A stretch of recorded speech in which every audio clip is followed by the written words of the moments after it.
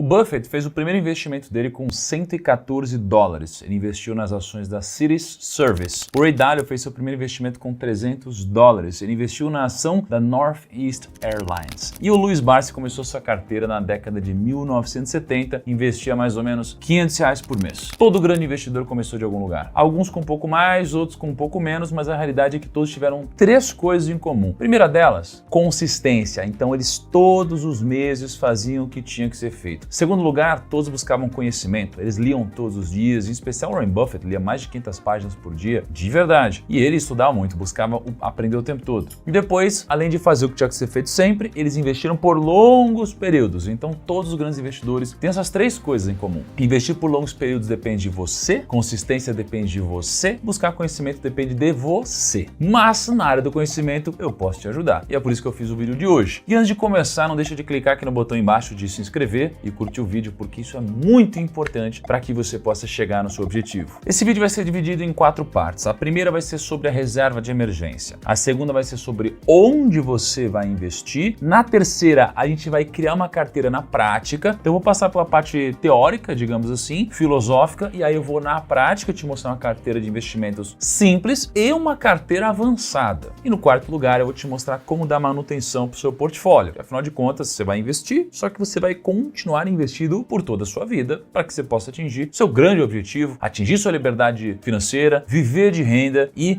passar os seus frutos de gerações em gerações. Em primeiro lugar, por que você precisa ter uma reserva de emergência? Deixa eu contar uma história para vocês. Tinha um cara chamado José do Egito. José do Egito, ele identificou que no Egito a gente ia ter 7 anos de vacas gordas e 7 anos de vacas magras. O que geralmente as pessoas fazem no período de vacas gordas? Elas compram mais, elas gastam, elas ostentam, elas mudam o padrão de vida. Então nesse momento elas começam a gastar mais. Aí vem a crise, o que acontece? Cadê o dinheiro? Meu Deus, as pessoas são mandadas embora. Os preços estão todos baratos, você não pode aproveitar. José do Egito fez o contrário. No momento de prosperidade, José do Egito aumentou os impostos, começou a guardar sementes e aí depois, quando vieram os anos de vacas magras, ele trocou sementes por ouro e prata. Então a reserva de emergência permitiu que ele enriquecesse na crise. Mas quem não fez sua reserva de emergência e ostentou, não poderia enriquecer na crise, mesmo vendo ativos baratos demais, porque o seu patrimônio também foi dilapidado. A reserva de emergência, ela vai te ajudar a participar e aproveitar oportunidades, mas principalmente vai te ajudar a passar por algum problema de saúde, se você ou algum familiar seu tiver. Vamos supor que você perde a sua renda, você consegue manter o seu padrão de vida, vai permitir que você ajude algum familiar ou alguém próximo que precise, mas em resumo vai ajudar você a passar por problemas, porque você sabe como é, eles vão acontecer, é questão de tempo. Onde então você deve ter sua reserva de emergência? Bom, você tem o triângulo de Nigro, não é? Você tem um triângulo com 3 pontas, cada ponta é algo a ser analisado no investimento. Rentabilidade, risco, liquidez. Você quer algo que você possa resgatar a qualquer momento, ou seja, você quer uma liquidez alta. Você quer um risco baixo, porque você quer muita segurança. A rentabilidade em contrapartida não vai poder ser a mais alta do mundo. Sempre que a gente investe, a gente olha para esse triângulo. Quanto maior o risco, maior a rentabilidade que a gente vai cobrar para investir nesse local específico. O que se enquadra nessas características no Brasil? 3 coisas basicamente: Tesouro Selic, Fundo DI e uma conta corrente remunerada num banco digital que seja seguro ou num grande banco onde você tenha essa função. São 3 possibilidades para fazer sua reserva de emergência. Por que você não deve fazer sua reserva de emergência na poupança? Basicamente a poupança, além de ela ter uma rentabilidade menor do que tudo isso que eu acabei de falar, em praticamente todos os cenários, você ainda tem uma liquidez falsa. Ou seja, você não pode resgatar dinheiro todos os dias na poupança.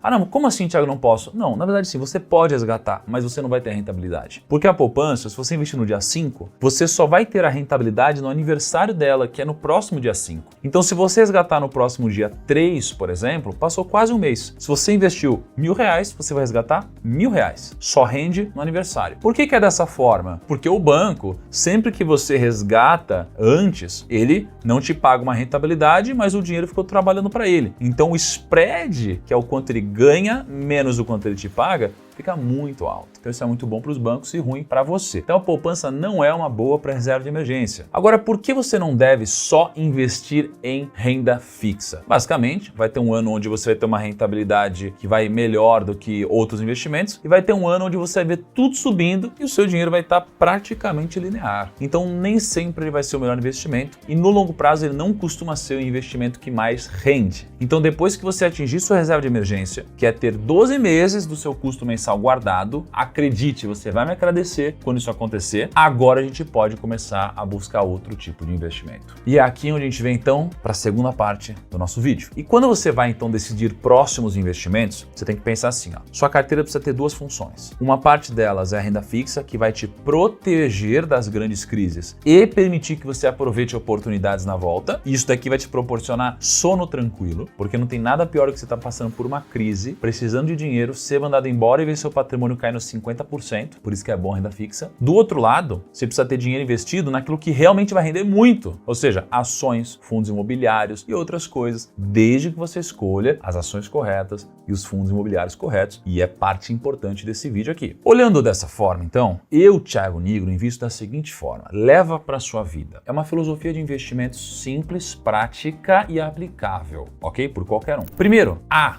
de ações e negócios. Segundo, R de real estate, são fundos imobiliários. C de caixa ou cash, renda fixa. E A de ativos internacionais. Então, ARCA, essa é a minha filosofia de investimentos. Vamos começar falando de ações e negócios aqui. Quem são as pessoas mais ricas do planeta? Elon Musk, 248 bilhões de dólares, Bernard Arnault, 206 bilhões de dólares, Jeff Bezos, 160, Larry Ellison, 152, e você tem todos esses outros que você está vendo aí. O que todos eles têm em comum? Todos eles empreenderam ou investiram em negócios e ficaram bilionários assim. Por exemplo, se de 1802 até 2021 você investisse $1 na inflação nos Estados Unidos, você teria 23 dólares. Ou seja, o dinheiro ele perdeu valor, né? Então $1 em 1802 valeria em 2021 23 dólares. Se fosse em ouro, você teria 94 dólares. Se fosse em bills, né, que seria basicamente você emprestar dinheiro para o governo, você teria 5 mil dólares. Se fosse em bonds, você teria 50 mil dólares, que seria equivalente a um crédito privado aqui no Brasil, uma debenture, por exemplo. Ou se fosse em ações, você teria 54 milhões de dólares. $1 teria virado 54 milhões de dólares. Pô, é claro que vai ser muito difícil alguém viver 200 anos, mas o que eu quero mostrar aqui é a diferença no longo prazo de algo que renda muito mais. Quando a gente vai falar de investimento em ações, e uma parte do nosso portfólio acredito que a gente deve ter em ações, a gente tem três formas principais de se investir. A primeira delas é através de um ETF. ETF é algo que você não precisa ter conhecimento técnico, você compra um pacote de ações e esse pacote de ações tem um nome, por exemplo, BOVA11. Quando você compra a BOVA11, você não precisa saber o que você está escolhendo, porque ele compra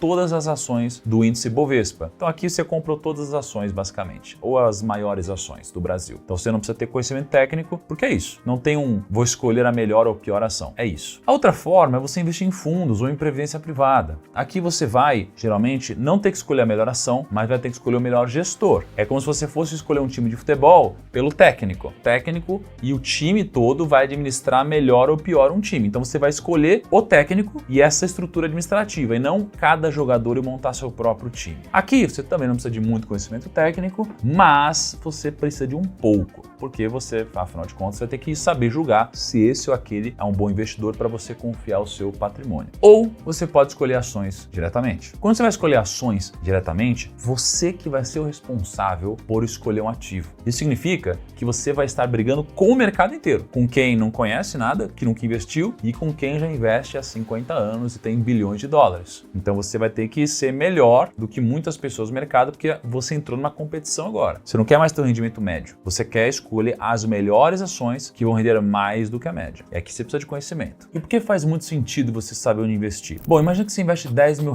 numa rentabilidade de 0,87% ou numa rentabilidade de 0,97%. Poxa, nessa segunda opção você teve uma rentabilidade maior em 0,1% ao mês. Não é tanto assim, mas no longo prazo dá muita diferença. Em 50 anos, com 0,87 você teria 1,8 milhão e com 0,97 você teria 3,2 milhões. Dá uma diferença de 1,5 milhão de reais, basicamente, pela rentabilidade diferente. E o que faz você ter uma rentabilidade melhor ou pior? O conhecimento, porque é ele que vai te fazer escolher uma ação mais barata ou uma ação mais cara. Inclusive, vou dar um parênteses aqui no vídeo para te dar uma dica sobre como te ajudar nesse processo. Em especial, se você quer investir nas melhores ações, nas ações mais baratas, naquelas que têm mais potencial de valorização. A segunda coisa que faria sentido para você montar uma carteira, e lembrando que já já eu vou entrar aqui na planilha para você ver, a segunda coisa seria você investir em fundos imobiliários. Por quê? Porque eu acredito no seguinte: compre terras, já que Deus não fará mais delas. Você recebe geralmente renda passiva passivo a investir no imóvel, né, no fundo imobiliário corretamente, não de uma forma errônea. A Lei Federal 8.668/1993 fala que todo fundo de investimento imobiliário é obrigado a distribuir no mínimo 95% do resultado semestral, só que a maioria dos fundos imobiliários pagam mensalmente isso daqui na sua conta. E tem uma diferença muito grande entre você alocar esse dinheiro, ou seja, comprar, investir em imóveis físicos ou em fundos imobiliários. Por exemplo, no imóvel físico você vai ter que botar uma grana muito grande para comprar alguma coisa. Quando eu digo muito grande, é porque no fundo imobiliário você pode investir com R$10. Você vai ter uma tributação muito maior na tabela que segue o imposto de renda pessoa física. Você vai ter baixa liquidez na hora de vender o imóvel, né? Você vai pedir para vender,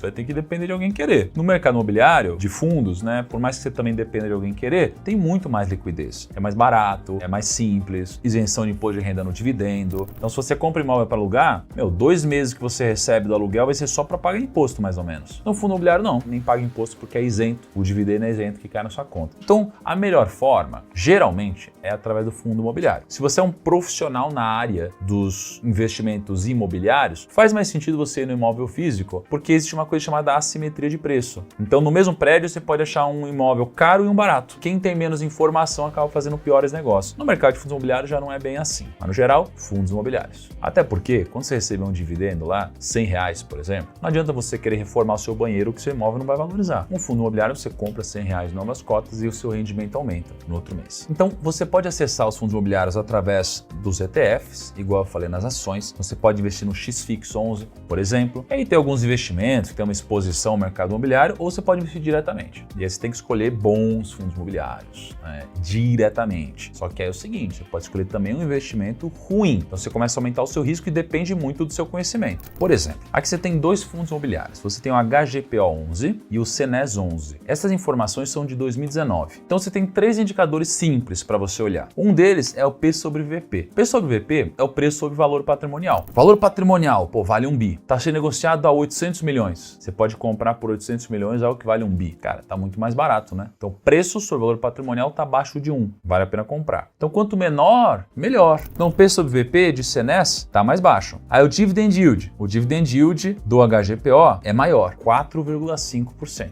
Contra 2,3% do CNES 11. Isso é o quanto recebia por ano na sua conta só de dividendos. HGPO é melhor. E a história para vacância, um CNES está com uma vacância de 83%. Mas aqui de 100% dos imóveis, 83% estava vago. Isso é muito ruim. Enquanto que no HGPO, só 1,7% de vacância. E aí eu tenho o preço dos dois em 2019. HGPO estava R$ 180 e CNES estava R$ 6,57. Olhando só para isso, qual fundo imobiliário você escolheria? Provavelmente o HGPO 11, especialmente por causa da vacância. Por mais que ele seja mais caro, quando você olha para o valor patrimonial, ele não tinha vacância. E não é só questão de pagar barato ou caro, é investir num bom negócio. Então quando você olha para isso, de lá para cá, o HGPO subiu 70%. Enquanto o CNES caiu 54%. Viu como ajuda você escolher bons indicadores? Você saber o que você está fazendo? Agora imagine se você pudesse aprofundar um pouco mais ainda. Por isso que eu digo, me segue aqui no Primo Rico, me segue no Instagram, continua aprendendo comigo, eu tô aqui para te ajudar. Agora, se você quiser se aprofundar mais ainda, você pode também assinar a Finclass na promoção que eu te falei de aniversário. Inclusive lá dentro você tem uma carteira recomendada de fundo imobiliário. Agora a gente vem para os investimentos internacionais. Parte dos seus gastos são em dólar. Então, gasolina, parte é em dólar, você tem a conta de celular, o streaming, uma boa parte é dolarizado também. Quase tudo que você usa tem componente dolarizado, videogames, tudo que você usa tem um componente dolarizado. As maiores empresas do mundo, elas também não estão no Brasil. Então você tem a Microsoft, a Apple, a Nvidia, Saudi Aramco, Google, Meta, Berkshire, você tem várias. E elas não estão sendo negociadas no Brasil, estão sendo negociadas lá nos Estados Unidos. E o dólar, ele é uma única moeda desde 1776. O real existe há 28 anos, se eu não me engano. A gente já mudou de moeda mais de 20 vezes, alguma coisa assim. Cara, o real é muito novo. A gente tá sempre, se lascando com a nossa moeda. Os Estados Unidos não. Tá lá há muito tempo com uma moeda forte. Como que você pode investir, então, em investimentos internacionais? Primeiro, através de ETFs. Então, você pode investir no IVVB11, que replica o S&P. Então, você consegue, com pouco dinheiro, comprar 500 empresas dos Estados Unidos, ou você pode comprar NASD11, que aí é um ETF que replica as ações da Nasdaq, com pouquíssimo dinheiro. Ou você pode investir em fundos, aí você tem que escolher um bom gestor. Particularmente, existem poucos gestores que investem bem lá fora, porque lá fora é muito mais competitivo. A maioria dos fundos não vai bem lá fora, então não faria isso. E a terceira opção é você escolher diretamente os investimentos lá. Por que você precisa alocar uma parte do seu dinheiro lá fora para mim? Primeiro, para se proteger, política, câmbio, etc. Mas segundo, porque olha Olha a rentabilidade do Ibovespa nos últimos 10 anos, 8,2% ao ano. Já o S&P, 9,6% ao ano. Se você tivesse investido 10 mil reais no Ibovespa, você teria 22 mil, no S&P você teria 25 mil. Se você alongar essa rentabilidade por 30 anos, você teria 106 mil no Ibovespa contra 157 mil no S&P. É uma diferença grande, né? E aí temos a quarta caixinha da Arca, que é a caixinha de renda fixa. A rentabilidade em renda fixa no Brasil é muito impressionante, tá? Se a gente pegar o CDI contra o Ibovespa, desde 1995, o CDI rendeu 5.842% e o Ibovespa 3.167%. Então, com 100 reais, você teria 6 mil contra 3,3 mil. Obviamente, você tem algumas ações que renderam muito mais do que a média. Aqui eu tô falando da média. A ideia não é ser medíocre, mas, na média, a renda fixa rendeu muito mais e com muito mais segurança. Além disso, você tem muito mais segurança e previsibilidade, né? Então, você consegue saber quanto você vai ganhar, sabe o risco que você está correndo. E a renda fixa, ela tem sempre uma função de termômetro, né? Você tem menos de 25% em renda fixa, cara, talvez seja a hora de você vender fundos imobiliários e ações para comprar renda fixa. Você começa a ter muita renda fixa, mais que 25%, talvez já comece a ter que comprar ações e fundos imobiliários, porque provavelmente eles caíram ou eles não subiram ainda. Então você vai rebalanceando o seu portfólio. Agora, vamos falar de como montaríamos uma carteira na prática. Estou aqui com uma planilha muito legal. A gente não está disponibilizando muitas planilhas, mas se vocês continuarem pedindo muito, quem sabe?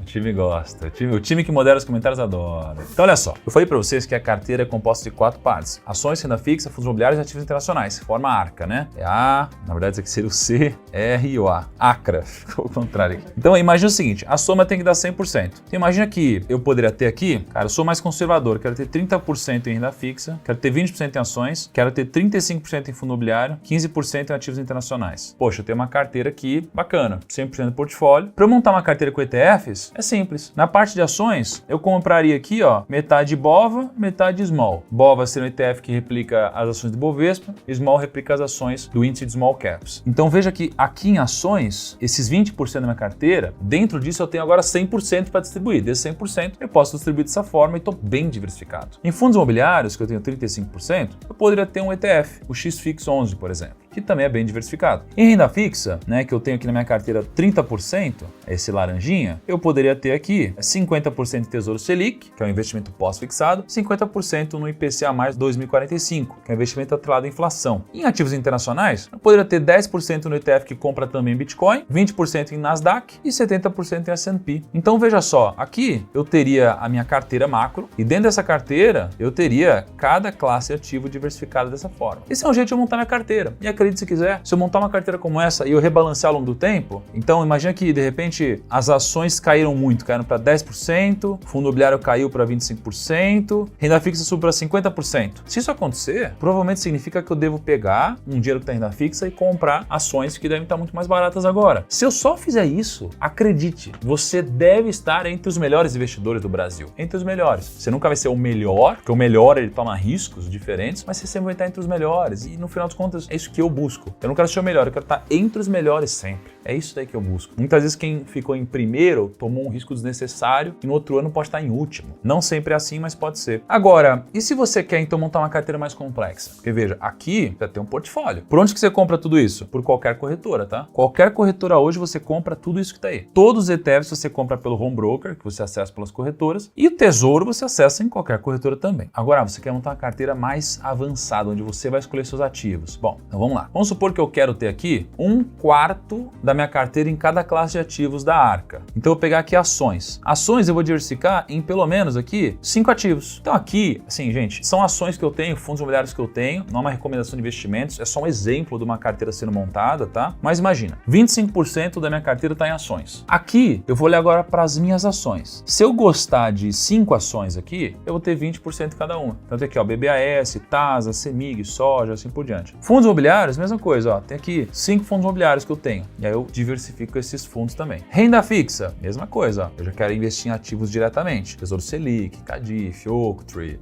IPCA e assim por diante. E internacional, eu quero, além de ter ETFs, eu quero ter diretamente Bitcoin e Ether, por exemplo. Eu já começo a ter uma diversificação como essa. Agora, isso é o exemplo de uma carteira, mas o processo da montagem da carteira é muito importante. Então, como que você vai decidir, por exemplo, se vai ter BBAS3, que é Banco do Brasil, ou você vai ter Santander, ou Itaú, ou Bradesco? Cara, você tem que fazer uma análise, né? Você olhar para múltiplos, indicadores, história dos bancos, quem são os gestores, por isso que você precisa se aprofundar um pouquinho mais em conhecimento. Então, a proposta do vídeo é te ajudar a montar uma carteira iniciante aqui, ó. Então, você monta com ETFs. Agora, para você ter uma noção de como ficaria o seu portfólio com mais conhecimento, aí seria dessa forma. E aí você tem duas coisas que podem acontecer quando você monta uma carteira mais avançada. Uma é, você pode ganhar muito mais que a média, e a outra é, você pode perder muito mais que a média também, porque agora você começa a entrar num risco, entende? E agora a gente vem para o quarto passo desse vídeo, que é o seguinte: a gente falou de montar a reserva de emergência, a gente falou sobre onde vai colocar o seu dinheiro, aí eu mostrei para você uma planilha agora sobre criar uma carteira na prática, e aí você vem para o próximo passo, que é o seguinte: como você vai gerenciar seu portfólio daqui para frente? Se você olhar para sua carteira daqui a 10 anos e você não mexer nela, ela vai estar bem diferente. Ela não vai estar igual. Vai ter coisa que subiu mais, vai ter coisa que subiu menos, vai ter coisa que caiu, vai ter de tudo. Vamos supor então que você tem R$1.000 para você investir, você investe 50% no ativo A, 50% no ativo B. Você começa com R$500 em cada um. No primeiro ano, o ativo A sobe 100% e agora você tem R$1.000. O ativo B cai 50% e agora você tem R$250. Você começou então os investimentos com R$1.000 e agora você tem R$1.250. No próximo ano, o ativo A cai 50%, o ativo B sobe 100%.